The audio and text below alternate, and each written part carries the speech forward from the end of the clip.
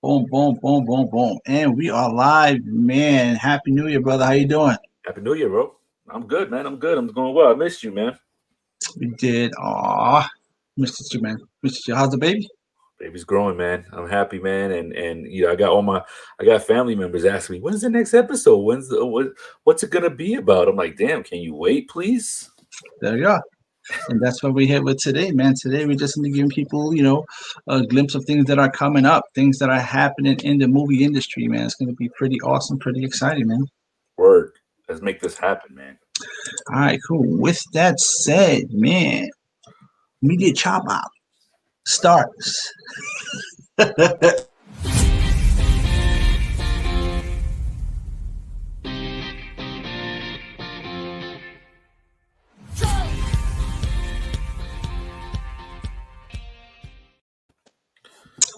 Welcome back to Media Chopper Podcast, man. I am your man, Rick. And I am Serge, aka Serge Villa. What's up, Yeah, y'all? man.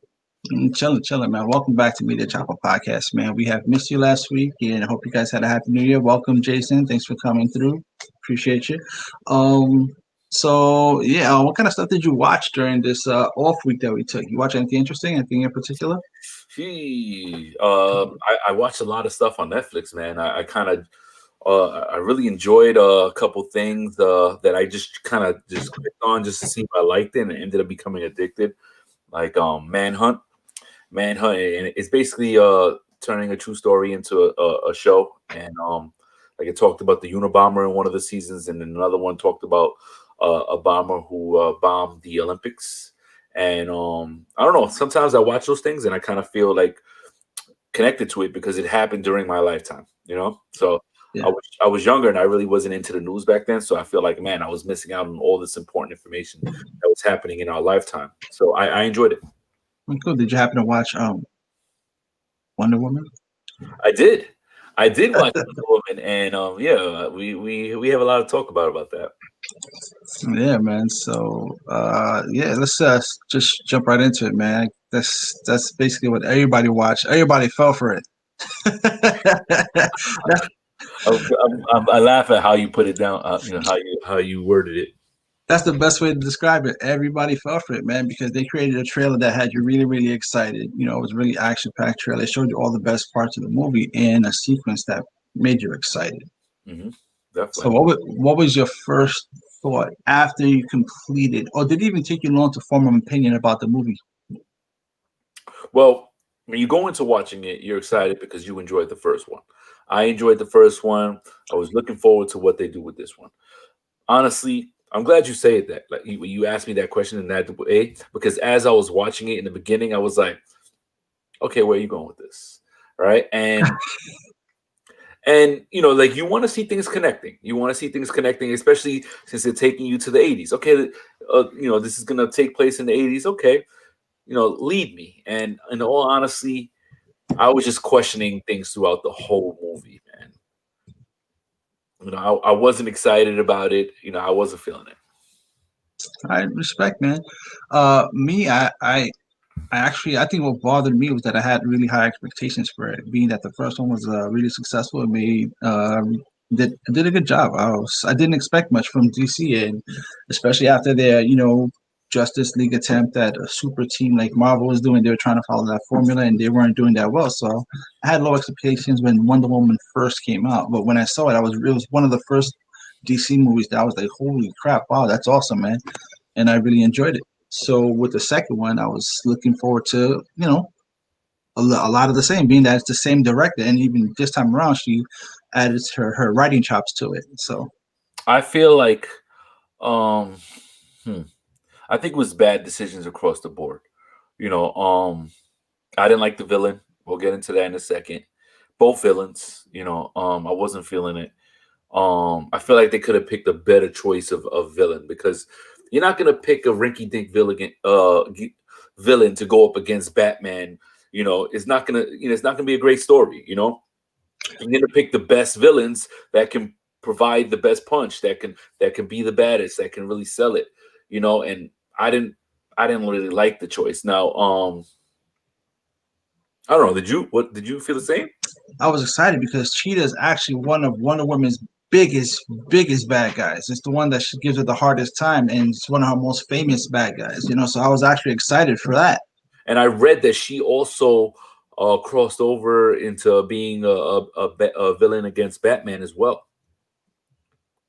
Well, it's still part of the DC universe, so Yeah, yeah. So I mean, yeah. so it wasn't unique to just her battling, being an enemy of Wonder Woman. So I didn't like it. I didn't like the way she looked, and how she became Cheetah made no sense to me. I mean, it doesn't have to make sense because in the lore of comic books, they're gonna find a way to do everything. But I think the way they did it in the movie was very lazy with this whole wishing stone Yeah, deal. I didn't like the main bad guy, and the main bad guy was like a bad version of Aladdin. Okay, you want to make a wish? You want to make a wish? Please make a wish. Okay, since you made a wish, I'm gonna take your whole life. Like it just I didn't like it. I didn't like it. I didn't feel like it was well done, and then I don't want to give up too much in the movie, Right. but and then the way she became Cheetah wasn't a fan of. Yeah, it didn't do much for the original origin story for the cheetah, man. It's all it didn't develop well. It just did like a lot of credit goes to the actress Kristen Wiig. I think she did a great job in her performance. Just that the character you didn't care for, you just didn't care. Same thing I don't like. with I Pascal. don't. I don't like her. I don't like her type of comedy. I'm not really a big fan, and I didn't feel like she should have got that role. Really, you had someone else in mind? I don't have anyone. I would have to think about it, but like I see her in a certain way because of the movie she picks Right. and the way she is, and I don't see her crossing over. Certain people can cross over. For example, Ryan Reynolds was all about romantic comedies, was all about being a funny man, and then he crossed over in the movie Blade, and we were like, "Whoa, this guy's cut up." Okay, all right, seeing his little fighting chops and everything, and then he continued to move on. He became our guy. What's his name? Deadpool. Deadpool. Anything he touches now is pretty much golden. He's been in some spy movies, and he's proven that he can cross over. He's a funny man that can cross over. When I look at her, I don't see that ability. I actually think she did pretty good in this movie. I mean, I don't think she played it like a comedian actress because that's who she is for the most part. She does a lot of comedic roles and with some, some comedian with comic dramedies. I don't know what the title is, but comedic dramedies she does for the most part. But I think she did. I thought that I didn't see her as trying to be too funny in this role. And that would have pissed me off. She tried to make everything like too jokey joke as part of her, character. But I think she did pretty good. And same thing with Pascal. Maybe They it's they my did. personal bias.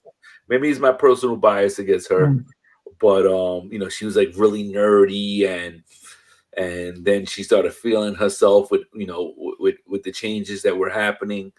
But it didn't do anything for me. Or maybe it was just a collection of things that I didn't like in the movie that just basically left a bad taste in my mouth. But listen, am I telling you not to watch it? Watch it. It's not like you got to go to the movie theater to watch it. But you do have to, bust down that $15 for that HBO Max. You pay for it. Yeah. God bless you, man. God bless you. All right. I didn't pay, and I feel like I paid too much. But that's just me. Oh my God.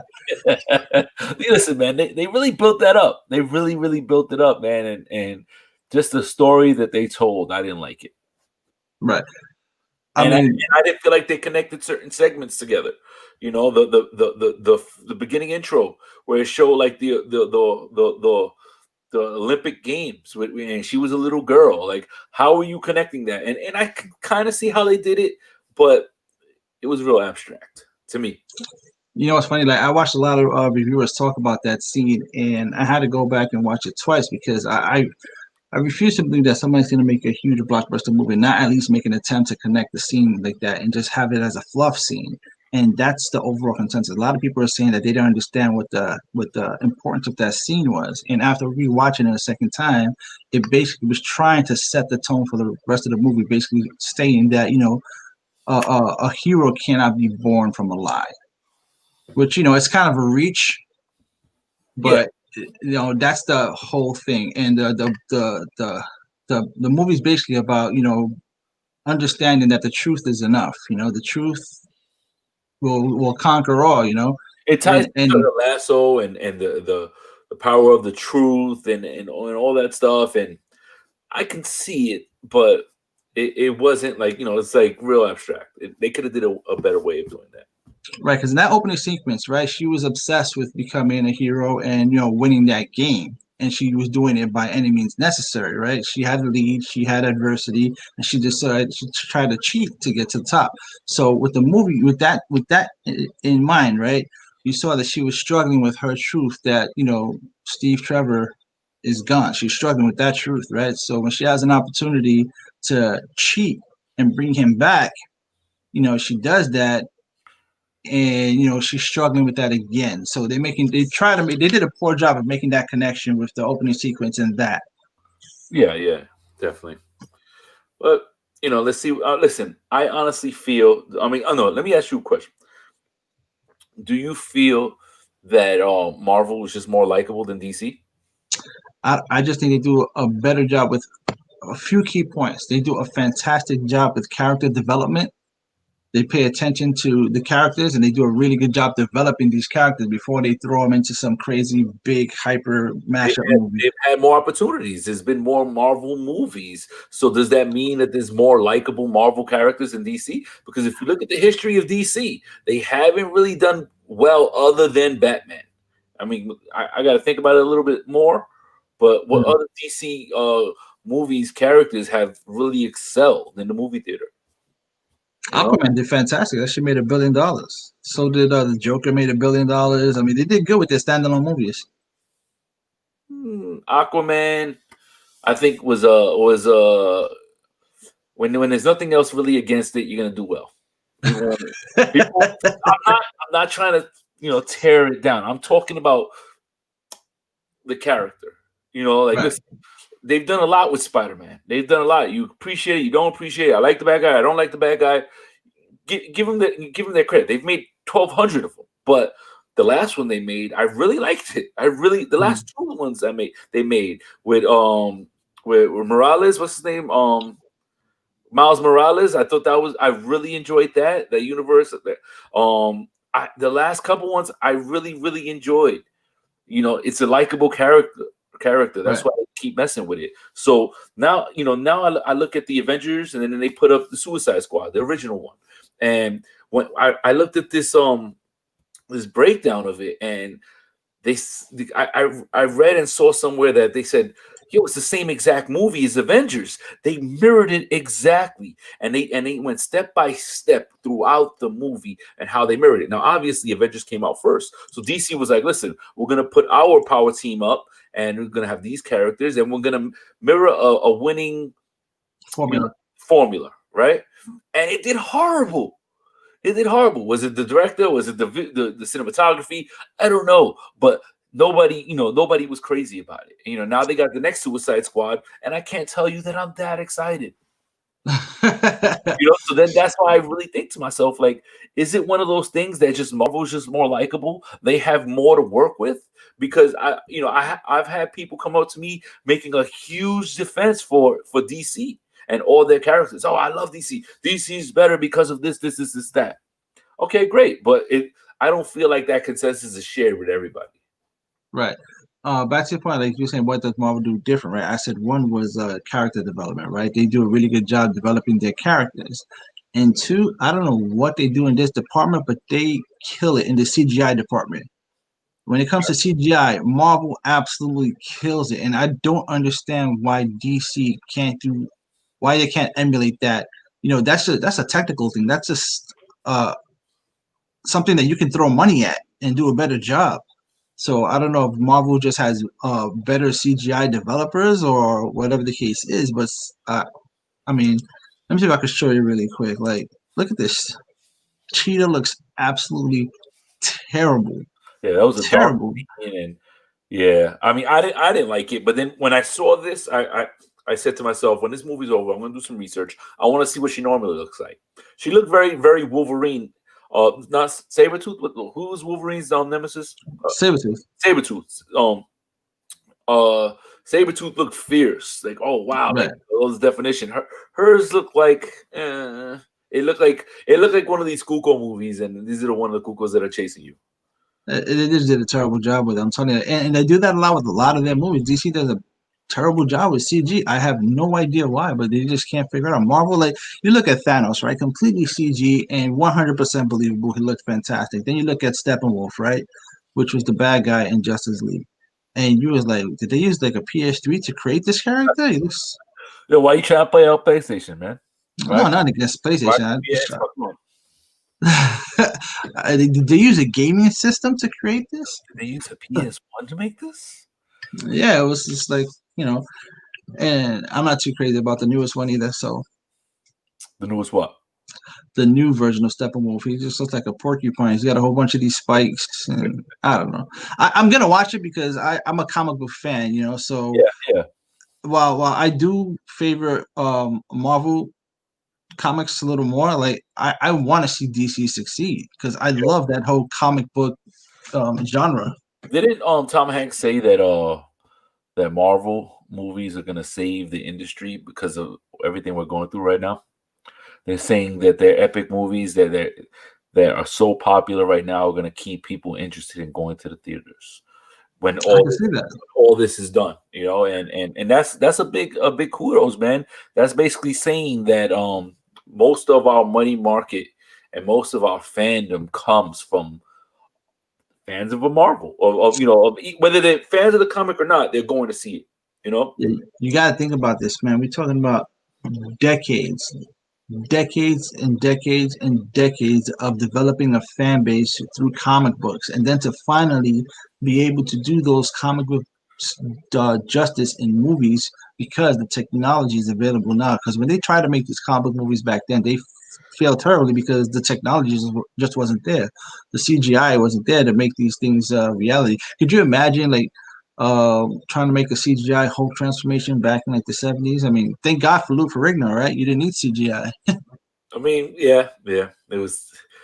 I look at that stuff now, and it amuses me so much, you know. But yeah, it was all wardrobe and coloring and lighting. You Yeah. know, they just had to be more creative if you think about it, you know. So But now these budgets are inflated so they can afford these freaking CGI effects and all these stunts and stuff. You know, all right, cool, man. You made this huge list of stuff. So let's get onto that list and just move forward. What's something that you're looking forward to in the upcoming weeks or the coming year? Something you want to talk about this year? there's a lot of things coming out this year, and there's certain things that kind of stick out.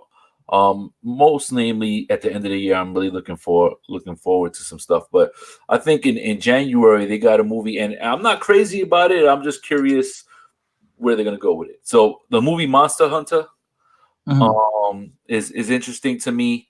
I looked it up. It says behind our world is another, a world of dangerous and powerful monsters that rule their domain with deadly ferocity. It has Mila Jovovich in it. They brought in Tony Jaa. They got T.I. and Megan Good, and there's a rapper in there actually who was in Fast and the Furious. The only reason I know him is because my cousin used to do a hip hop show, and I'm surprised he's finally gonna be in the movies again because he was in Fast and the Furious a long time ago. But they got Jin in this movie. Oh, that's the Asian rapper. Yeah, he got signed to what's it called? Jay-Z's label. No. Rough Riders a long time ago.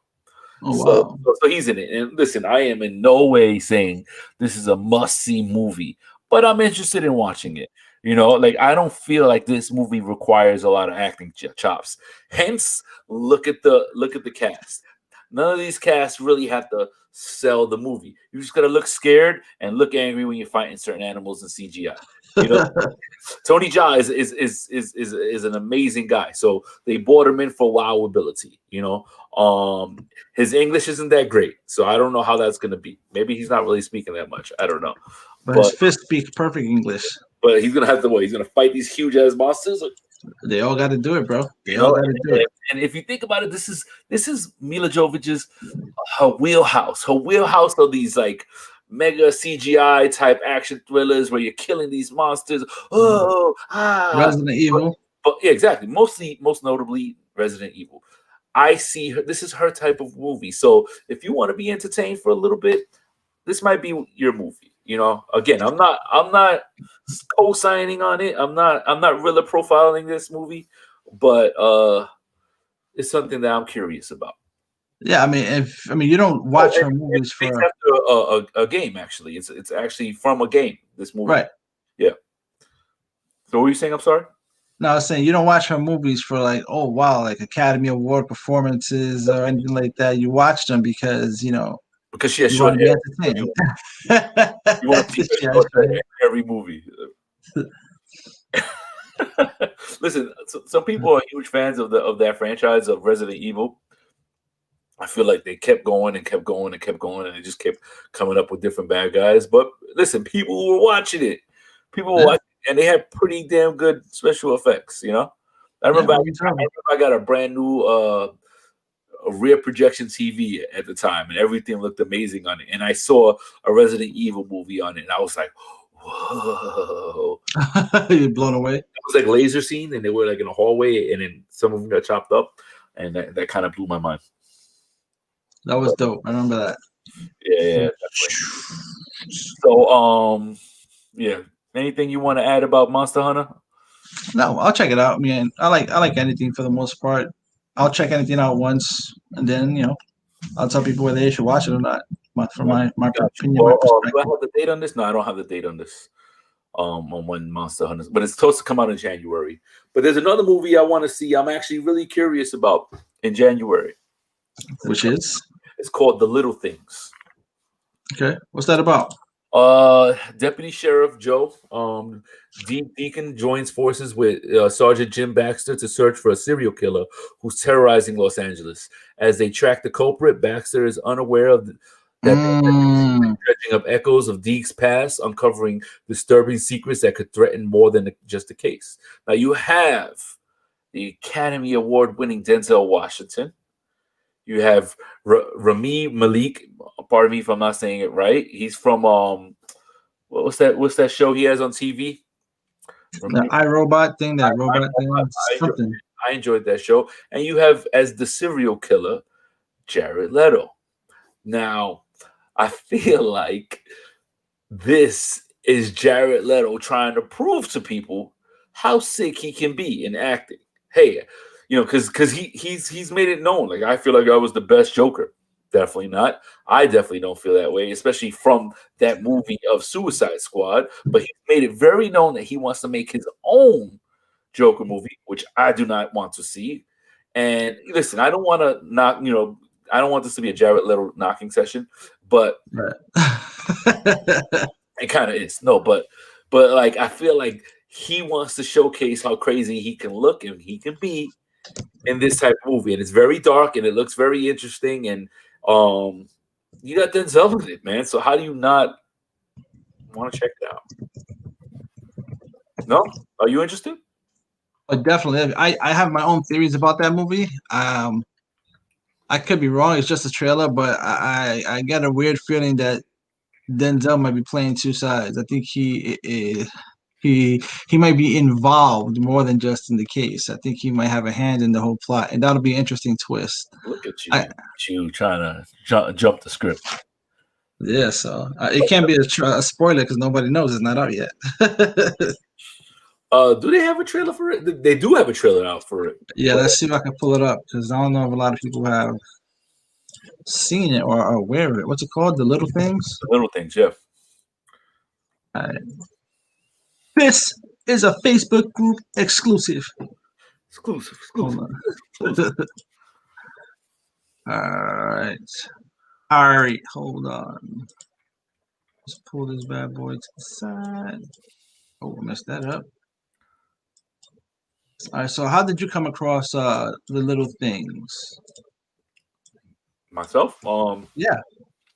I don't know. Did someone tell you about it? You were just looking at movies and I'm involved in a lot of forums and there's a lot of different forums and they talk about upcoming movies and this came up and I was like, oh, what's this Denzel movie about?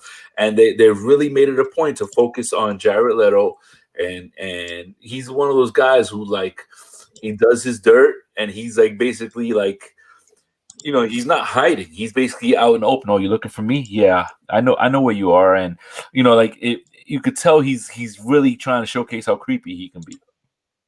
He has this look that goes with creepy though. He can pull that off over well. Right. All right. I think I found the trailer. Just give me a second so I can pull it up. Oh, man, I messed that up. No, you want to do it, man? I'm having a hard time. Hold on. We don't have to show it. Let's keep it moving. We don't have to stop on this one. We got other stuff we're talking about. All right, got it. Yeah, don't even sweat it. Oh, you got it? Yeah. You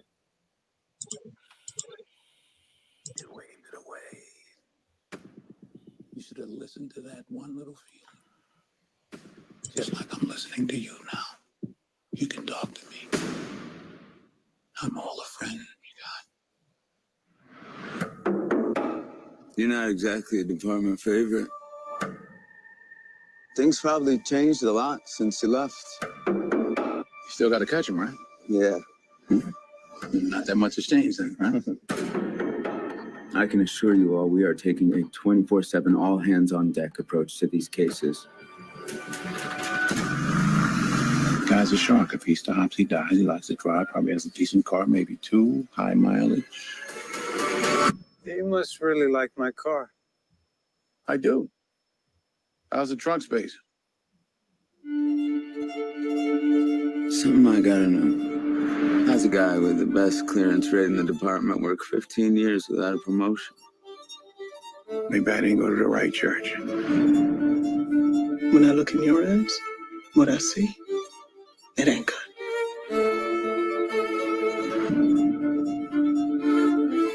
He knew all the details, but he wasn't within 10 miles of the killing. Why ain't that? Why is that?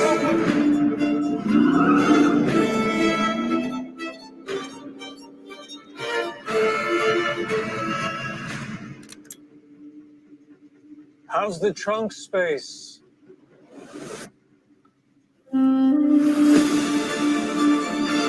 What do you want? I want to nail the bastard. For who? For all of the girls he killed. I want to nail him too. Difference is, I'm doing it for me. It's the little things, Jimmy. It's the little things that rip you apart. It's the little things that get you caught.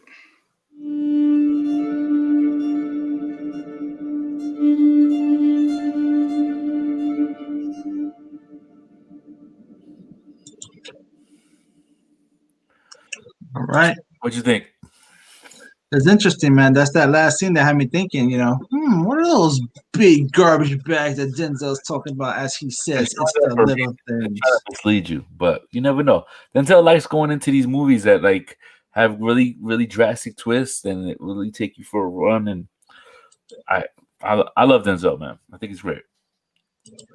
Yeah, man. We have our special guest today. Are you ready? Are you ready, sir? Can I get a thumbs up if you're ready or not ready yet? I can't hear you in the back. Oh, he's ready. All right. So I would love to introduce you guys to our good friend, producer, writer, director, Mr. Kyle Graham. What's up, guys? What's up? What? What's up, brother? What is going on, man? Not much. How you doing? All right. Everything's good? Yeah. Oh, good, bro. Welcome. Oh, man. Thanks for having me. It's a pleasure, man. It's a pleasure, man. Looking forward to, seeing what you do, man. Seeing what you do. So tell us, man, what brings you on to Media Chop Up today? What's going on? Life is going on, man. No, man. Like I said, I really like the concept you guys got going here, discussing movies and stuff. Yeah, man. I'm just excited to be with you guys today. Tonight. I know we was Ricky wanted to discuss some of the projects that I've been working on. Absolutely, man. Yeah. So I actually have a we talked about it before, the Data Love project that I just finished completing. Pretty much it was about a love story that took place in a day. Two characters meet, and then we have to decide as the viewers, is it fate or is it coincidence? So it's a love story that takes place in a matter of a day. Nice, nice, nice. What's the schedule for this project? When are you gonna start submitting it to the film festivals? Oh, that's something that's already been started. We already started doing. Oh, awesome. Yeah. We already started. Once the final cut was done, then we got right on it. Started submitting to festivals. Any details you can share with us, or it's on the wraps right now? You're tight-lipped about it.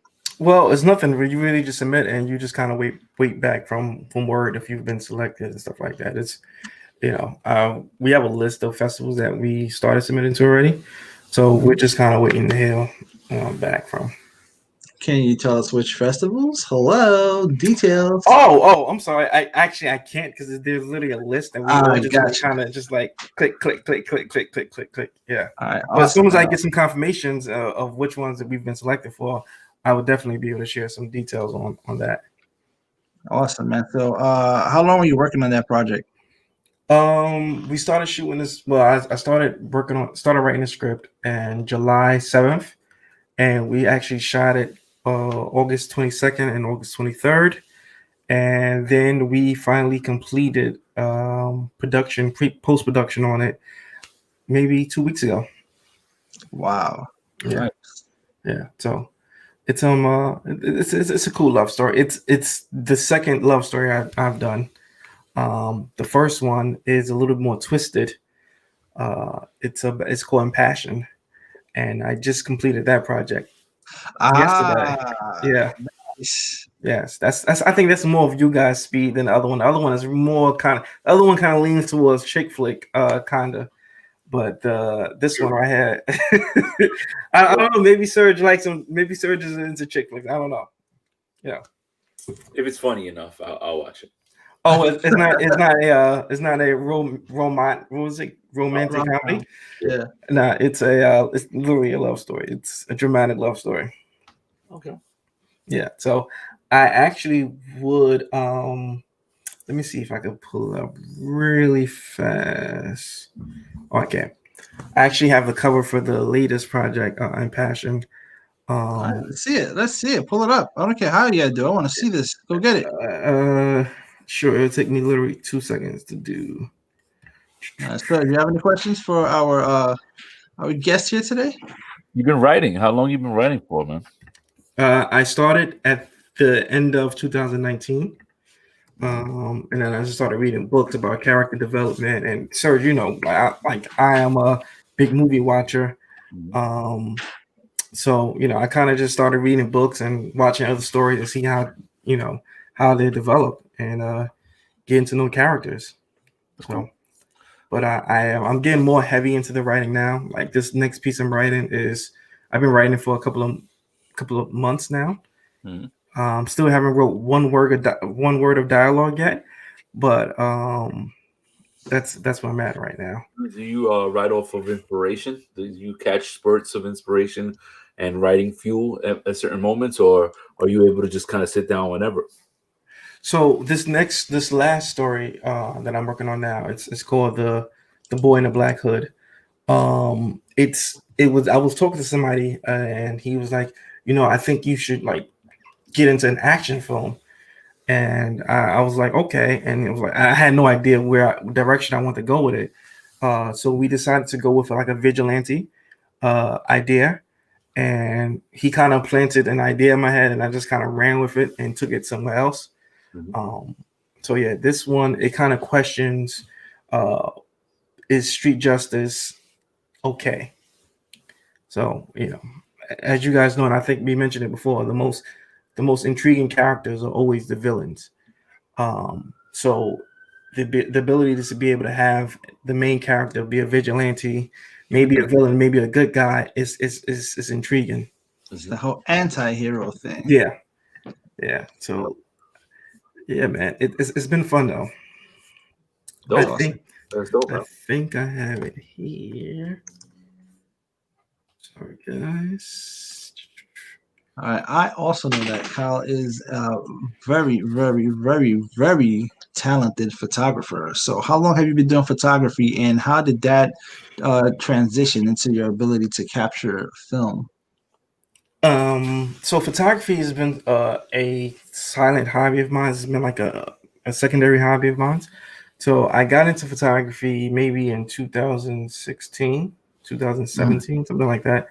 Um, but then I really grew a strong passion for it in 2017 after I had eye surgery, and that's when I really like kind of dove into it full steam ahead. So originally I would only like to do black and whites, and then I kind of grew up into colors eventually. Yeah. Yeah. So I have the cover here ready for you guys. I hopefully it's going to show up. You mind if I just put it up there? Of course, go right ahead. All right, let's see. That is the cover of the main actress. Of the main actress. It's called Impassioned. I would share a trailer with you guys because we already have a trailer done for it. No. I would love to share a trailer with you guys, actually. Yes, please, please, please. Let's see. It just may take me 2 seconds to put up here. I can upload it. Oh, we getting 2 trailers today. Oh, yeah. What was the first trailer? A Day to Love. Oh, you guys saw a Day to Love trailer?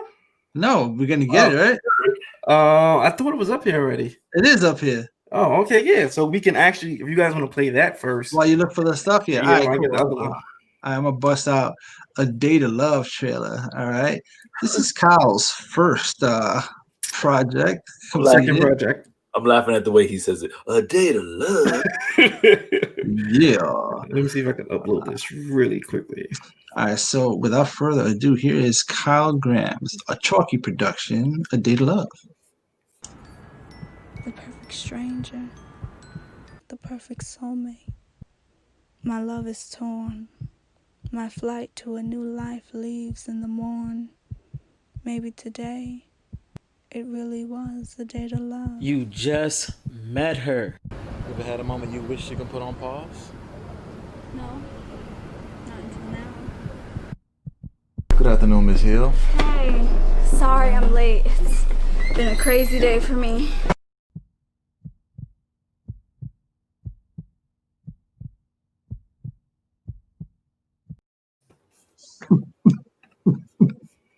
Yeah. Yes. So that was the love story. I was going for the Notebook vibes, but How long is it? It is 24 minutes now. It's a short film. Okay. Yeah, it's a short film. It Nope. was pretty cool. Our first film, the first project we shot during COVID. Okay. So that presents its own challenges, Yeah. So have you written my character in that superhero film yet? It's not a superhero. He's a vigilante. It's a big difference. It's funny. You guys were just watching a Denzel trailer, and one of the characters I'm one of the main characters has some Alonzo from Training Day. Some of his vibe and mindset. Yeah. Okay. That's inspiration, bro. Inspiration. Yeah. The character's not inspired by him, but they share some same qualities. Okay. Calculated. Yeah. So it was calculated, not only calculated, but like they have their own justice and they're gonna do it the way they want to do it. Got you. Their own code. Yes. Yeah. Got you. Yeah. I think it's ready to go. I've only seen this like 3 times. I've done it early. I did it early, but I only seen it like 3 times. So All right, let's go. this is Impassioned. As you guys see the trailer, as you guys see the poster, it's a twisted love story. Okay. All right. Let's see. I love someone who someone else loves.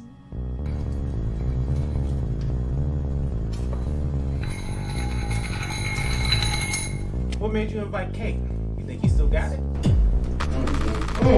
Love means sometimes you have to lie for. Something you need to stay away. Sometimes you have to kill for. Did I make a mistake being with you? Thinking about what I said? They can see the big picture. You know, that's willing to fight for it. Love could drive you crazy.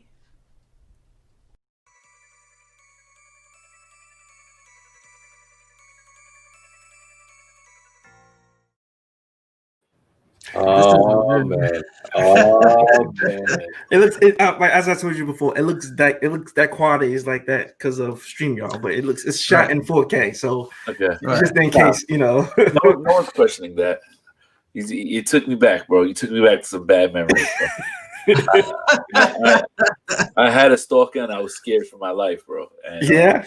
And then when you spoke to other people about it, it was like everyone laughed at me and downplayed it. I was like, yo, bro, like, hello, don't underestimate somebody, someone's mindset. Yeah.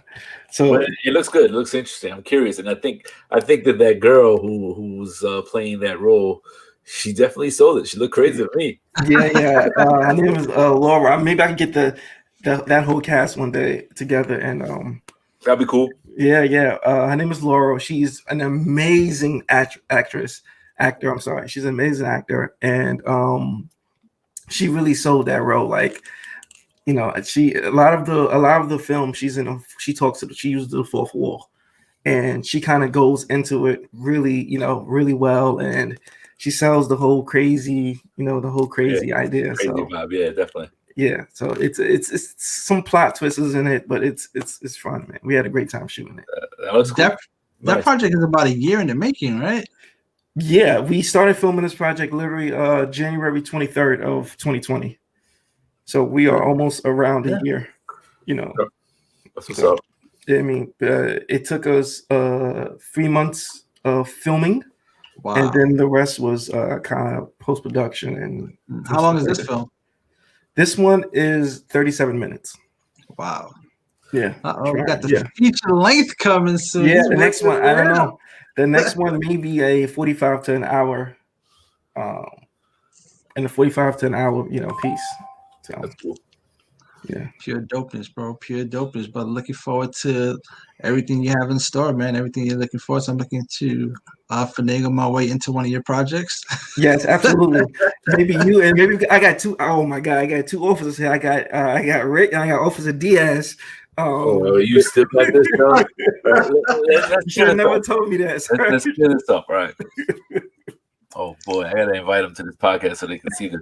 All right. So in my old building, we had security there, and they were making a movie, right? And damn, what was it called? I don't remember the name of it. I'm sorry, but they wanted me to play a detective in it. And now, in hindsight, I'm like, damn, why the light skinned guy had to play a detective? I don't know, right? But I was Detective Diaz, and I was on 2 episodes, right? And I was like, yo, bro, I don't really have a lot of time. I got to make sure I get my sleep, and I got to go to work. And it was like, yo, just right before you go to work, it'll take 5 minutes, So we were filming in my building on the scene, and I had to like question somebody, and it's not my best work. They were like, that was amazing. It was great. 1 take is all it took, but I was like, that shit was horrible. I was watching myself, and I was like, I can't watch myself. But do we have this footage? I was just about to ask, do we have any footage of this? We don't have this footage. But like, I give them a lot of credit for creativity and their storyline and them trying to sell the plot. Because later on, I watched was it Bad Things? The name of it? I'll find out later for you. But I give them a lot of credit, man, because like these guys don't have the experience, and they wanted to make their own movie, and they really got a bunch of different people and filmed in different spots, and they put it together, man. And that's what it's all about, man. It's about starting somewhere and learning and becoming a better, just building. Yeah. And I told Kyle this story. You never told me that.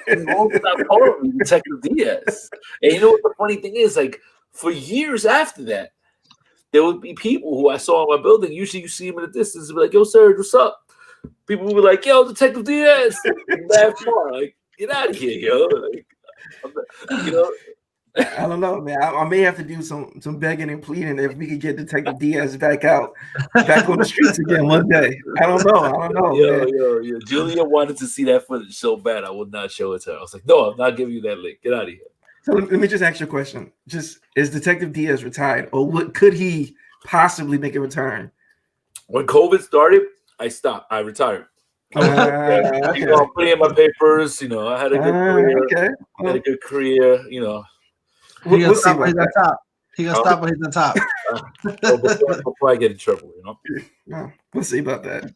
Yeah, We'll see. Just maybe some convincing. I was a plainclothes detective, bro. Yeah, I was like, what do you want me to wear? I was like, wear whatever you want to wear to work. I was like, okay. I wore a hoodie. Yeah. I was like, stop fucking playing with me. You know what you want to tell me? They were like, I don't know. That was a little sample. All right. I was like, yo, stop playing fucking games with me. Now the person was acting like real hard and real difficult. And then when I left, she was like, fuck that pig. And I was like, damn, that shit hurt. That shit hurt. I'm not really a cop, but that hurt. Wow. Yeah. That's just to touch on what you said, man. To make these projects, it is a lot of work, and I don't think people recognize how much work it is. Is for A Day to Love, it took me literally, I was planning that for 2 weeks, and we only shot for 2 days, and it's just like, you have to plan. First of all, you have to cast the actors, you got to plan the set, you got to find the set that you want to shoot at, and then you got to, all right, we're going to shoot these scenes on this day, and we're going to shoot these scenes on that day. We got to make sure everybody's wearing what they're supposed to wear. It takes a lot. It literally takes a lot of work. Absolutely. To produce these short films. Yeah. And so I take my hat off to everybody. What you saying? Could you imagine a full scale production, like for an actual full movie?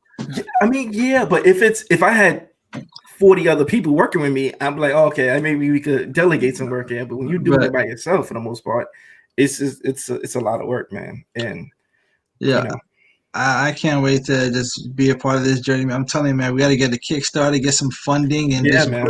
I'm definitely gonna need it for the next one, man. I'm definitely gonna need it for the next one.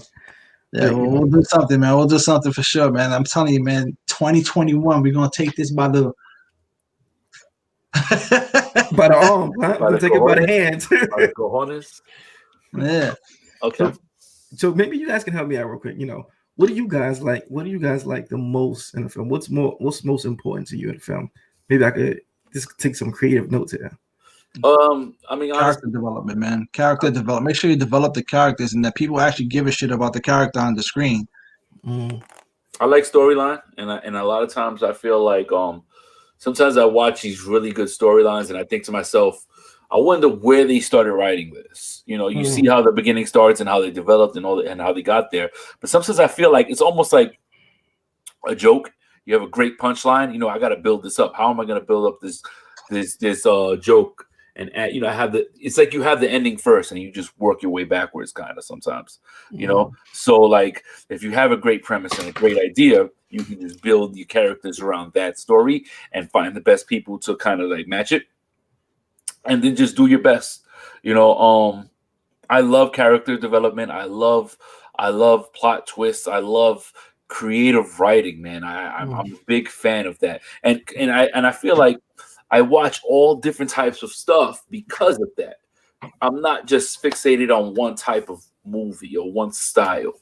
We like different directors. You could like an M. Night Shyamalan, but then you could like someone completely different. I feel like I kind of veer away from the people who are all bright lights and explosions, because anybody can do that. Michael Bay. Michael Bay. I'm not trying to knock him.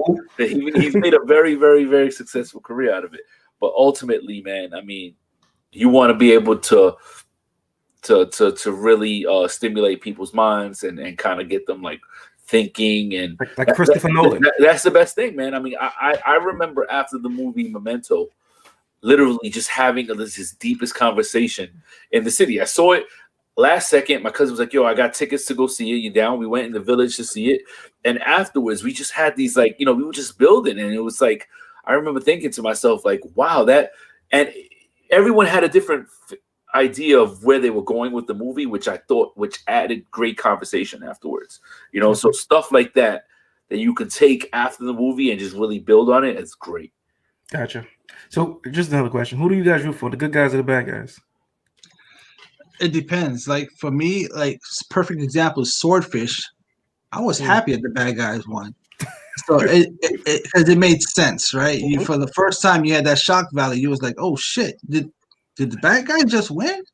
That's not supposed to happen. At first, you're like this. It catches you off guard. But if it's done well, you can believe it.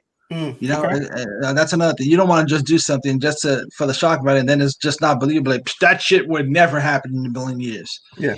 I'm not one of those people who like, if it's not true to life format, like, it doesn't. You know, I don't believe in that, and I can't answer that question because I can root for either one. You know, like if I feel like that villain was really good, I want to know more about that villain, and more than anything, I want to learn about what helped them build up to that point. You know, so whoever's the most complex or you know, the person I'm more drawn to is the person who I'm rooting for. It doesn't necessarily have to be the good guy. Gotcha. You know, so I mean, ultimately, you think about it. You're watching a movie, you want to connect. You want to find a way to connect with people, whether it be through nostalgic of placement. Oh, that movie took place in New York, or yeah, I know someone like that, or whatever the case may be. Like, listen, I watched that trailer and I told you how it brought me back to bad times where I had a stalker, right? Yeah. So my point is that there's a connection somehow, a connection of an experience of somebody that you may have known, or whatever the case may be. That connection is going to keep you interested. Gotcha. Yeah, I appreciate it. I'm definitely gonna keep that in mind as I'm developing these characters, and you know, hopefully, maybe one day, one magical, majestic day, we could bring Diaz back, you know, for one last ride. I'm gonna take a chapter out of these actors' books. For example, you got Robert Downey. You got a lot of these big actors that basically say, listen, I've played enough of that character. It's time for something else. Okay? So it might be time for Diaz to just, you know, turn into Perez or something. I don't know. All right, so it's not off the table. It's not off the table. Listen, your return to the screen is not off the table. Cop stuff, as long as it's gritty enough, I might sign on. But otherwise, Diaz is tired. Oh man, that's good, man. I mean, just to comment what you said, touch on what you said. Like for me, the question I asked you guys who you usually root for. It's only two villains I've actually ever rooted for, and this is one of Serge's favorite movies. What we always talk about. I rooted for Sho'nuff and The Last Dragon, and why? I just his shoulder pads. Yeah, like when you watch that now, kiss my Converse. I'm like, no, why did we watch that and view it as it being such a normal thing?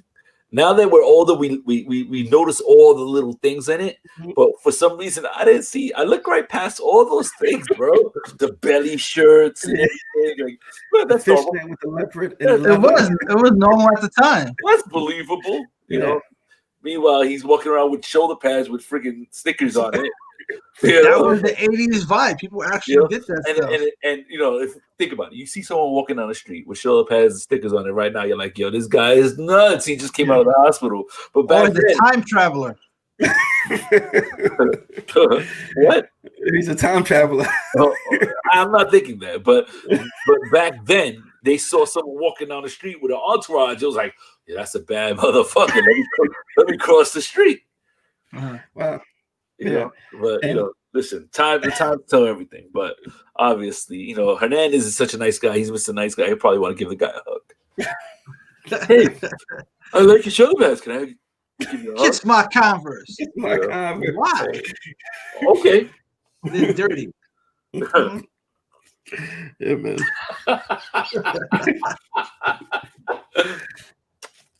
Yeah, exactly. But yo, not to cut this short, man. I mean, you're welcome to come along with the journey. We got some other movies we want to talk about. Oh, sure, man. We got to keep it moving, all right? So, I don't mean to cut you off. Is there anything else you want to add? Nah, you just cut me off. It's all good. Get the fuck out of here. How about that? Is there anything you're looking forward to this year, Kyle? Movie-wise? The Denzel movie. Okay, the one we talked about earlier? Yeah, it is another one. Spike Lee's it's not even Spike Lee's joint. It's Nate Parker's movie, American Skin. You guys saw that yet? Is that the short film?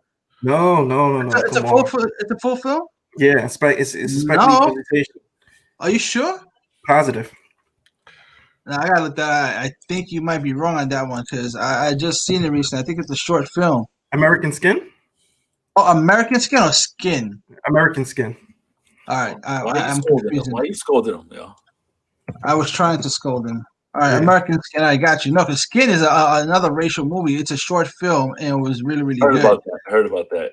Yo, that was crazy. It was about a white guy and a black guy getting into conflict, and the white guy beats the shit out of this black guy, right? Then the black guy gets his friends, and they tat this guy black, completely black.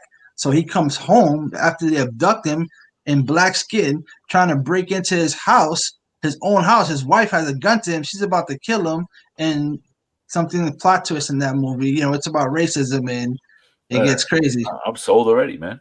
Yeah. Did you see Spicy? No, I'm sorry. Wait, I don't mean to cut Kala. What were you saying about the American Skin? No, I'm just saying it's a good movie. I want to see. What's it about? It's a so far what I got from the trailer is that it's a Nate Parker returns back to film, thankfully, and he returns back and he is in a Iraq vet, and him and his son are driving down the street and they pulled over by cops. And one of the cops killed his son, apparently, or something like that. I don't know. But basically, the trailer looks like that. There's a shooting involved. He gets his friends together eventually and comes back and takes over a precinct. I've seen it. Yes, he takes over. I think I sent it to you. He takes over. He takes over a precinct, and they kind of got a assault on precinct 13 thing going on, a John Q thing going on. Like that kind of thing. He takes the police officer hostage, and he allows the prisoners in the precinct to be their judge.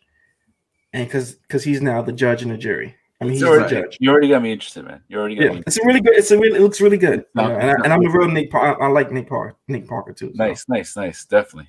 Yeah. All right, cool. So all right, let's keep moving on. So that was in January that we talked about the little things. So I'm not sure when that American Skin is coming out. I'll look it up. I don't know if you know offhand. But nonetheless, it doesn't matter. It's coming. It's already out, it says. Oh, it's already out. Is it? It says initial release was September 1st, 2019. So there's a version of it out there already. It must be a re-release. 2019? Mm-hmm. Maybe it got stalled. I don't know. All right, we'll get more info on that. All right. So coming up in the year, let's see what else. So there. In February, I don't really see anything that's really too enticing. They got an M. Night Shyamalan movie coming out this year sometime that he's been a little tight-lipped with. There might be a trailer out. I'll look into that later. In March, they got getting released on Amazon Prime, Coming to America, the second one. Are you guys interested in that? Definitely. Oh, of course. They got a trailer for it, but I don't think we have time really to really focus on that. But listen, a lot of stars are in it. Hopefully they stay true to just how funny it is and and making it memorable. I'm not crazy that it's gonna be taking place in Atlanta, but because I feel like that's a New York based type of movie, and that's one of the reasons why we loved it so much, especially when he was screaming out stuff outside. Somebody was like, "Shut the fuck up!" That's typical New York, Right. But it gets really expensive to film in New York. That's why a lot of people don't do it anymore. Is it taking place in? I thought it was just shot in Atlanta. No, yeah, that's what you said. It's shot in Atlanta, but it's gonna be a New York vibe, I'm assuming. Oh, okay. I don't know if they're changing the story.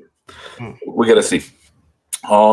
They got something coming out in March. Yeah, in March, and I think it's we don't really have to talk about this. It's called The Many Saints of Newark. Have you heard about it?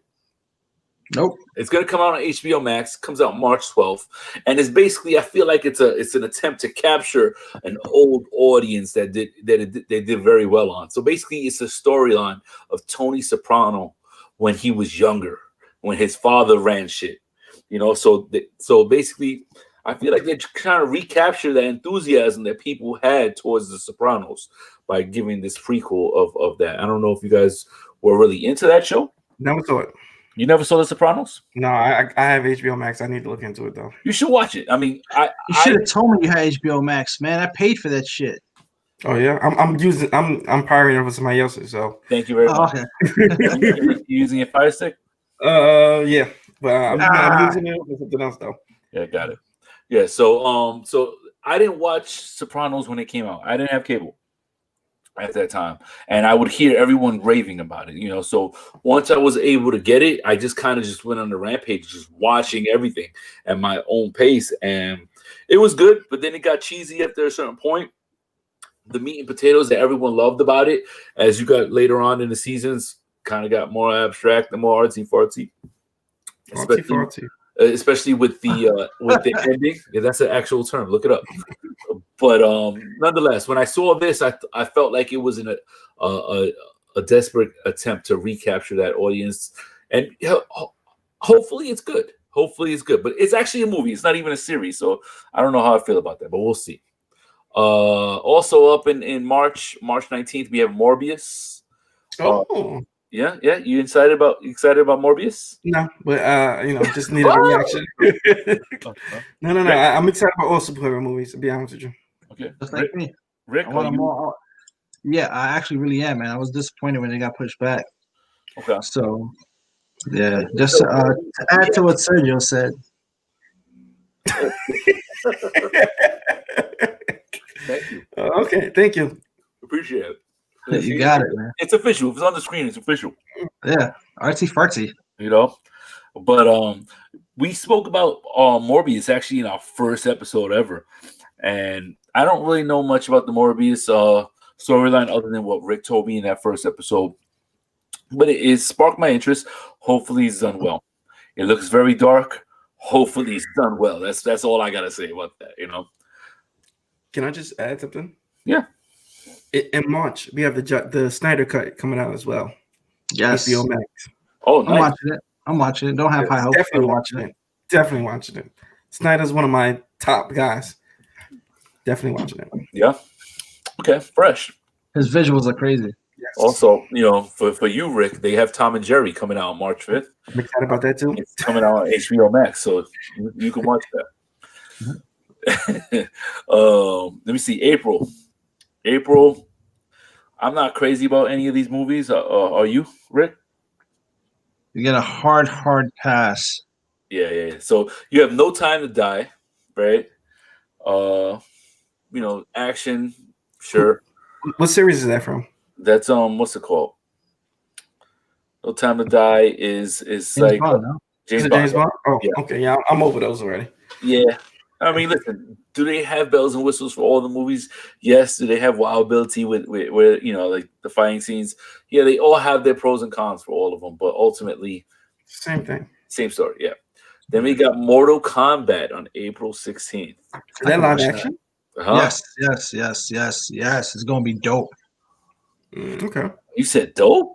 Did you see the first one? I was about to say. I enjoyed the first Mortal Kombat. It was corny and cheesy, but as a fan of the game franchise, I was happy to see it. Just have something, just like the first Hulk. It was horrible, but you was excited about it. All that matters is that you admitted it. Corny and cheesy, but okay, fine. Yeah, I enjoy the soundtrack. You can't beat it. And then when they yelled Mortal Kombat, that should get you hyped. No, it didn't. It was cheesy. I turned it off when they did that. Was that more cheesy than Street Fighter? Oh, no. Street Fighter takes the cake. Yo, that's a nice comparison to it. But yeah, both of them are cheese fest, man. We gotta get a title for cheesy movies and just stamp it cheesy. Yo, you cannot hire the dad from the Addams Family to play the lead villain in Street Fighter. Yeah, exactly. You can't do it. It just First of all, they got Jean-Claude Van Damme. Okay, they got Jean-Claude Van Damme and expected his French ass to carry this film. That's Jean-Claude Van Damme was trying to get redemption because he passed up on Mortal Kombat. Oh, did he? Yep, he was supposed to be in the original Mortal Kombat. His character was supposed to be Guile. Not Guile. I'm sorry, not Guile. I'm fucking crazy. Which character was he supposed to play in Mortal Kombat? I think I'm not sure, but he was one of the original cast for Mortal Kombat. He passed it up. This is exactly why you see him in Street Fighter. You've seen the crazy success from Mortal Kombat. I didn't know that, but nonetheless, I don't want to see him. Johnny Cage. He was supposed to play Johnny Cage. I'm a fan of Jean-Claude Van Damme with his B films in the 80s, 90s, but after that, I was just like, chill, man. He was actually good in Expendables.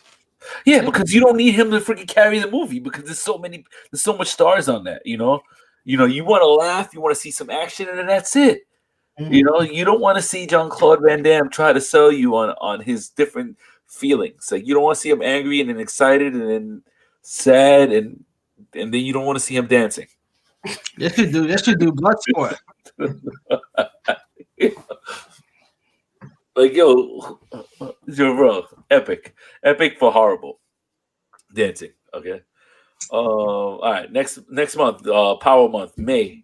You got the movie that was supposed to be showed this May, and they actually pushed it over. Black Widow. Are you excited for that? Absolutely. I got 100%. Huh? I mean, for them to push it back a year, it better be good because they must know this is going to be a cash cow that they cannot risk. No, I said the same thing. Stream. I said the same exact thing. I said for them to give it the same slot, which is like early summer, says a lot that they have confidence in this movie. Because if not, they would have just put it in any month so they can make money on that and move on to the next one. Yeah. And to Kyle's point, man, in that movie, I am looking forward to that villain, Taskmaster, man. That guy is awesome. We'll see. We'll see how that goes. I'm a big fan of Black Widow. Well, I'm a big fan of seeing her in her own movie. Let's just say that. You know, so because I seen her in Avengers, her character stirred up curiosity. It's intriguing. And again, like, listen, I'm not a diehard fan where I know everyone's storyline. You know, some people's universe I don't like, some people's universe I do. You know, like Black Widow is interesting to me. So we'll see how that plays out. And Marvel hasn't missed yet. And just they haven't missed yet. And 10 years strong without missing. I gotta look at the all the movies to double check.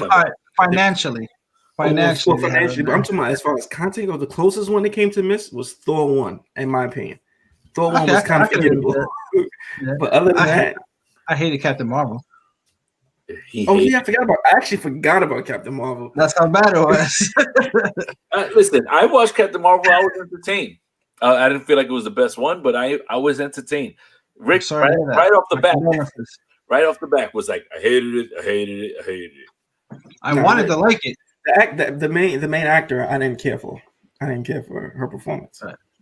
Yeah, that says a lot. She's the main actor. They're making more movies for her. The crazy part of this, she's an Oscar-winning actress, man. She's amazing. She doesn't do that character justice. I hated it. I hated her portrayal of it. I don't know. The first time I heard of her was at the end of Avengers. I never heard of her in my life. So like I was curious to see, hey, who is this Captain Marvel and what are her powers and how do they, blah, blah, blah. So I saw the story. I got filled in on what was going on. So it was interesting to me. I can't really judge. I'm not the best judge of character because I'm not a huge fan of these comics where I know everything about it. Some people watch it and they already know what's coming next. I'm watching it to see if they told the story. Was I lost? Was it believable? And it's just action. Okay, that's fair enough. I was just talking about her performance as an actor. I didn't I didn't buy it, but we'll see. Okay. All right. Next up, we have also in May 21st, Godzilla versus Kong. Interested? Yes. No. I like monster movies. I can do it. It's not really a monster movie, but yeah.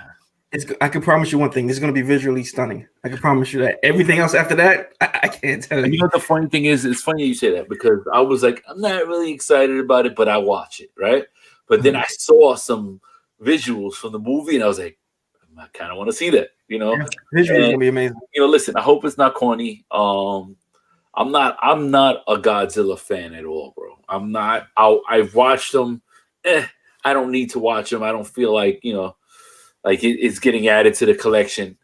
But the last Kong I enjoyed. I really enjoyed that. Sam Jackson? Yeah, with Sam Jackson and in that world and Jack Black, and I enjoyed it, man. It's not what I expected, and it was really. Wait, hold on. Which one? That's two different movies. Sorry. Jack Black and Sam Jackson. Jack Black one was good too, but I liked it. The Jack Black one I liked. Black. Sam Jackson had is the latest one, right? The one that they connect into the Godzilla now. Yeah. So I don't know. So I'm not referring to that one. No. The Jack Black one was pretty good. That's what I'm talking about. The Jack Black one where they were on a ship and they ended up. He fought the T-Rexes, Yeah, bro, blew my mind. Everything in that world was amazing. It was visually stunning. You had a lot of great actors in that. They sold it, you know. When they changed it, he was too short in that one. They had to make him taller to fight Who? Godzilla. King Kong. Yeah. But So, I'm sorry. let's see what they do. I'll just let's see what they do with this. I have hope. I don't have high hopes, but I would like to see it do well. You know, for sure. Next up, we have on May 21st, Spiral, which I would not normally be interested in. Do you know about Spiral? Spiral is actually, I will read you the synopsis from the Book of Saw. The set gives a Saw series a new spin. If you're going to make a list of the actors you'd imagine starring in the Counts of Blood of Five Fingers, 9th movie in the series, Chris Rock and Samuel L. Jackson wouldn't exactly spring to mind. And yet here we are. It turns out that the multi-talented Rock loves the gory Punishem, and he has been driving force behind this now. So this 2021 reboot. So it's another spin to the movie, but I think he's a detective in it, Chris Rock. I saw something about this. Did we talk about this before? I haven't really spoken to you much lately, so I'm not sure. Excuse me, I'm sorry. Oh, you're a busy guy. I'm just saying you're a busy guy, but nonetheless, it looks interesting to me. I'm done with the Saw series, bro. Yeah, I was done after the first. The first one was amazing. It was great. It shocked the hell out of everyone. But then they started. I saw a couple other ones outside of that, and I was just really disappointed. But this looks like a totally different spin on it. And sometimes when the series is milked out, they find ways to kind of just like bring it back to life. So hopefully, listen, I have a huge respect for Samuel L. Jackson and Chris Rock, and I don't feel like Chris Rock has to always play a comedic role. So with him being one of the main characters, being the detective in this, I feel like it can do well. I would like it to do well. I don't know if it will, but we'll see. Next up is Rick's movie. Why don't you tell us about it? Free Guy. Free Guy. Yeah. At first I didn't know what the hell it was about when I first saw it. I didn't care for it, but as I saw the trailer and I saw some more stuff about it, it's really, really interesting. It's basically, every game has that random character where, he's just a fluffer character, just there to, fill out scene. So he starts realizing that he's in a video game and, he wants to have value in the video game. He starts deciding that he wants to play a more prominent role than just being that free guy that gets, killed, run over, or whatever the case may be. And it's just, it has that Ready Player One vibe to it, kind of. Yeah. Listen, I was telling Rick before, does it look interesting to me? No, it does not. But I have faith in Ryan Reynolds, man. That guy is wild beat in more ways than none. So I'm curious to see what he does with this, and for him to sign on to this, I feel like it could be good. Hopefully, I don't know anything about this shit, but Ryan Reynolds, I believe it. That's interesting because I think Ryan Reynolds is Deadpool in every movie he's in, but that's just not me. And every movie he's in, he's Deadpool. Listen, he was in Blade. Deadpool. Not before Deadpool though. Yeah, but same character. Before Deadpool, not the bad spoof Deadpool. No, I'm just talking about he's the same guy in every movie. He was in another movie where it was a spy movie. I think he did very well in that. With Kevin Costner, maybe I think he was. That movie was really good. Oh no, he was with Denzel. He was in that movie. Safe House. Safe House. He was in the same character. He did a great job in that. No. He said he was Deadpool. Yeah, he was still Deadpool though. Deadpool. He was not Deadpool in Safe House, but okay, whatever. This underground movie he did on Netflix. Deadpool again. I mean, I did not like that movie, man. I thought it was good. I think it was a mixture. He was like Bruce Wayne / Deadpool, but still Deadpool. First of all, what do you mean he's Deadpool in every movie? Because he's sarcastic. He's always been. That's his brand of humor. That's why he was perfect for Deadpool. That's just the way he is. He's always been sarcastic. But other than that, what makes him Deadpool in every movie? Because he's the same guy in every movie. What is that? You take the Green Lantern, and you take that Deadpool. movie did not exist. It was deleted from my memory. Same guy. He didn't change up anything. He just one was rated R, and the other one wasn't, and one was good, one was I actually enjoyed the Green Lantern somewhat. You're the one guy who did? Yeah. I like the visual effects, but he's the same guy, in my opinion. You were there with your you know what? I think a lot of actors play. They don't have a lot of range and depth, but they make a career playing themselves. Okay, that's fair enough. Yeah, I mean, there's a lot who do though. Not everyone can do that, but yeah. Not everybody's a Michael Fassbender. Not everybody's what's his face Leonardo. from yeah, exactly. Not everybody's who's my guy? Who's my guy? Come on, Danes. The Rock? No, man, the other one. Who? White Boy Day. Huh? White Boy Day. It's not White Boy Day. City White Boy Day. Oh, your favorite character from freaking True Romance? Yeah. How do you not know his name? I can't remember. My brain. I'm tired, bro. You are a huge. He was in Batman. Yeah. You a huge fan of detective. He's the detective in Batman. Commissioner Gordon. The new one or the old one? The new one, because the Commissioner Gordon. Okay. So the new Batman, because the new Batman, it's my man from Westworld, Peoples. He's Commissioner Gordon. You're talking about Gary Oldman. Yes, Gary Oldman. Okay. Gary Oldman, yo, bro, he has such a fucking love for this guy. Yeah, that guy's range is ridiculous, bro. Yeah. That guy's range is he talks about him, ridiculous. and I think he starts like grabbing himself while he's talking about him. He's so excited about this guy. Only when you and I are in the same room. He was in The Fifth Element too. Yes, yeah, you see, different character. He be killing it, man. Yeah, he's definitely talented. Yeah, he's okay. Let's move it on. Of course, the 113th version of Fast and the Furious F9. Not watching. I watch it at home when I'm bored. May 28th that comes out. Yeah, I'm not even going to talk about that one. All right, next up we have Ghostbusters Afterlife on June 11th. I'll watch it. I'm actually interested in it, man. The last one was horrible, but this one seems like they have a storyline where pretty much everyone their fathers are dead and it's their kids that pick it up or something like that. And if it's done well, it'll be interesting. If not, we've gotten so lazy, man. Let's make some new stories. I agree. I've always said that. So goddamn lazy. In the Heights is coming out June 18th. It's going to theaters. Are you a fan of that? No, is that not your stuff? In the Heights, I don't know the trailer. It's from a play. It's from a play, a Broadway play. They turned it into the movie. It has I don't remember the guy's name. He was in she's that. Listen, I'm not even gonna go there. It doesn't matter. Forget. You're not interested in the Heights. Venom. Are you interested in Venom? That comes out June 25th. Oh yes. Nope. Tom Hardy? Oh, come on, dude. Did you like the first Venom? Nope. Yes, I love Tom Hardy. I love it. Yes and no. I'm a no. I'm a definite no. But I love Tom Hardy too. I don't like Venom. I didn't like the way they did it. Especially when they released that movie that was very much like Venom with Tom Hardy's fucking brother, damn near twin brother. Yeah. Right before, like similar storylines. What was that movie? You enjoyed that movie, Rick? Upgrade. They didn't like it, but it was like another version of freaking of Venom. A digital version. Yeah, whatever. Let's keep it moving. You got Top Gun on July 2nd. Are you a fan of Tom Cruise? Yeah, him, but not Top Gun. Okay. All right. Nope. No? Neither one. Okay. Keep it moving. Shang-Chi, Legend of the Ten Rings. That's another Marvel movie. I know nothing I'll watch anything Marvel. Huh? You watch anything?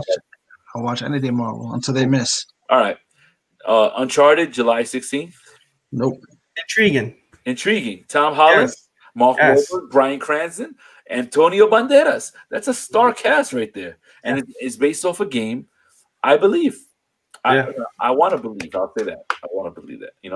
Listen, think about it. That's a star cast. You got Bryan Cranston to sign on. It shows that he believes in something. He doesn't sign on. I have Tom Holland fatigue. Really? Yeah. I think you're just biased, but okay. Jungle Cruise, Disney movie with Z-Rock. Definitely seeing it. I'll see it. I don't know anything about it, but I'll watch it. Yeah, me neither. But The Rock is in it. Rick's favorite movie coming out August 6th. The Suicide Squad sequel. I'll watch it. I can't promise you I'm going to watch it, man. I can't. James Gunn, the guy who directed Guardians of the Galaxy, is doing it. Well, I looked into it. I don't know how right this is, but I looked up the cast. So you got Margot Robbie, of course. Pete Davidson is in this. Pete Davidson? I don't want to see a movie with Pete Davidson. Wow. Okay. Are you a Pete Davidson fan? I'm not saying I'm a fan, but you said But do you want him in your in your comic book movie? Why not? Oh yeah. John Cena. Oh yeah, I'm definitely not seeing this. Yeah, Okay. that's what I'm saying. You love to get John Cena. All right, I'm never gonna see that. Yeah, Jared Leto, Idris Elba, Viola Jared Leto's back as a Joker. Yeah, of course. They signed him on for like 1,400 more versions of it. I don't know why they love him, but whatever. Viola Davis, Zoe Saldana. We'll keep it moving. Let me see what else we got. Hitman's Wife, Bodyguard, Part 2. Are you interested in that? I didn't see the first one. You like it? Yes, that was with Deadpool and Samuel Jackson. Yeah, it was good. I love how instead of Ryan Reynolds, it's with Deadpool. But okay. But you have Selma Hayek in this one. I didn't see the first one. I heard good things about it, but we'll see. She was in the first one too. Side note, Paw Patrol, the movie is coming out August 20. Rick, mark it on your calendar. No, thank you. Your son don't like Paw Patrol? Not anymore. Okay, cool. All right. Candyman, August 27th. I love that actor. Actor. Not just like the actor. I'm interested in the director.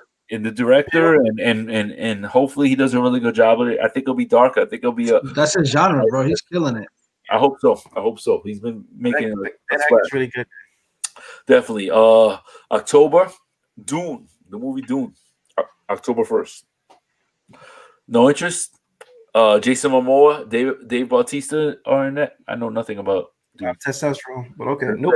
That's from a game, but you know, Rock the first one. Josh Brolin is in it as well. What? The Rock played the first one he came out with. No, not Doom. Doom is Dune. Dune. Oh, okay. Well. So it's not the same. It's not the same movie. The one with the Rock, and the one with the Rock. Listen, it wasn't great. It was action. Yes, it was action, and then they threw that element of first person view, just like the game, towards the end of the movie, which was interesting, you know.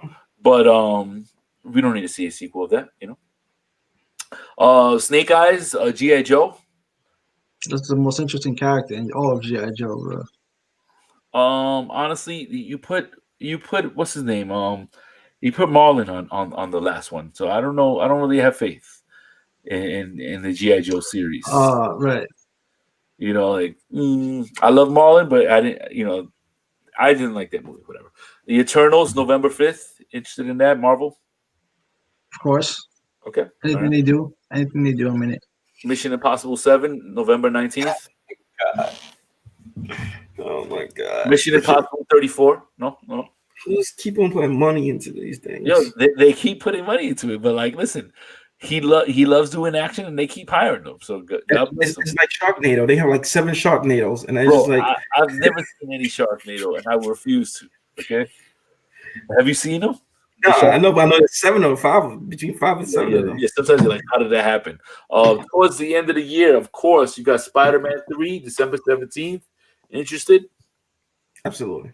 They're bringing all 3 of those Spider-Men all into the same world. Cool. I think it's cool. I'm curious how they pull that off. And then finally, end of the year, Matrix 4, December 22nd. Did John Wick come back? Huh? I heard, yeah, that's what I heard. I heard that Matrix 4 and John Wick were coming out at the same time in May or some shit. They pushed it back to change the dates. I gotta look that up. You know, everything's getting changed. I feel like we're at a point right now where there was a point back then. I remember I did this paper in college where I talked about a franchise, and I actually chose Blockbuster, and there was a point where Blockbuster did not choose to change with the times. And what they said was when they presented with the opportunity to pivot and go to streaming, they said, no, I don't think it'll ever go out of popularity of people all coming to our store and looking at and picking a movie. It's part of life, right? Man, and then what ended up happening? Everyone pivoted towards streaming, and then Blockbuster is no more. So I remember talking about what's it called? Netflix, and Netflix they had movies late. Their contracts were horrible, but eventually They just kept riding that wave, and then they started putting their money into original scripts and coming up with their own shit. And I give them a lot of credit from where they set the mark for a lot of things. Now you have Amazon Prime doing it. You got Hulu doing it. Everyone's coming up with their own exclusive type footage and series and shows and stuff like that. So I feel like right now we're at another pivotal point, especially with COVID. People got to make money. Movies got to be made, So they're still making these movies, but how are they going to release them? How are they going to make money? So now I feel like we're at that pivotal point where they're looking at what Wonder Woman's doing and what all these other movies that are signed on to HBO Max and so on. They want to see how much money they're going to make and how much viewership they're going to get from it. And from that point, all these movies from that we mentioned are going to possibly pivot and say, hey, we're going to sign on to Amazon. We're going to sign on to HBO Max, because ultimately people have that option later on because they want to make the most money and they want to keep moving to the next project. But I feel like that's where we are right now. I agree with you 100%. But just for the record, Wonder Woman was terrible. It was terrible. We spoke about that. But my point is that here's a question: can a terrible movie do well in the movie theaters? Yes. Why? Because people go see them and then they find out it's terrible. It's after you paid your fee. No, a lot of it has to do with timing. Established fan base also. Like think about it. There's movies, we could look up the movies that went up against Titanic. And does that mean that they weren't good? No. But they went up against fucking Titanic, and people were willing to pay to see Titanic twice and 3 times before they saw another movie. What does that say? So sometimes, it's all about timing. It's very, very, very important for when a movie comes out to hit at a certain point. You can have an all right movie and it'll do so well because it was on a holiday weekend and people were off and people went to the movie theaters. Now that's not even an option right now because of COVID. So what are people doing? Everyone's streaming right now. Everyone's going to Netflix. Everyone's watching things they wouldn't normally have had time to do because we're all at home. So I'm curious where this movie market goes from this point on. It's a new year. Hopefully this whole COVID shit works on the downwind and leaves, man. I want to get back to normalcy, but things are changing, bro. Things are changing. Contracts are changing. I wonder how much money they can make from streaming, because I know AMC is streaming movies as well. They're trying to stay in business. Yeah, we'll see. I mean, I guess we have to see, but I don't know. Nothing's beat the movie experience, bro. Yeah, you're right, but ultimately, right now, we can't. We don't have that option. We don't have that option, man, and it's sad, man. So we'll see. That's it, man. I think we went through all these movies for the rest of the year, man. Hopefully, it's a good year of movies. Hopefully, a lot of the things that we mentioned will definitely leave an impact, and we can enjoy them. I love movies, man, and here's to more creativity, man. I want to see more creativity. I'm tired of the same shit. Yep. Remakes. Everything's about a remake, and everything's about let's add a 15th sequel to it. Like we've seen enough, But that's it. Man. Yeah. All right, man. Thank you, Kyle, for stopping by and sharing your projects with us, man. We hope we'll see you again, definitely down the line with more of your future projects. Thank you, Serge, for doing the research for today's episode and all that content. Went an hour past what I wanted to do, but hopefully it was a good show. You guys had a good time. So with that said, man, you guys take care. Remember to do what you love and love what you do, peoples. All right, man. Take care. Have a fantastic evening. Peace, y'all.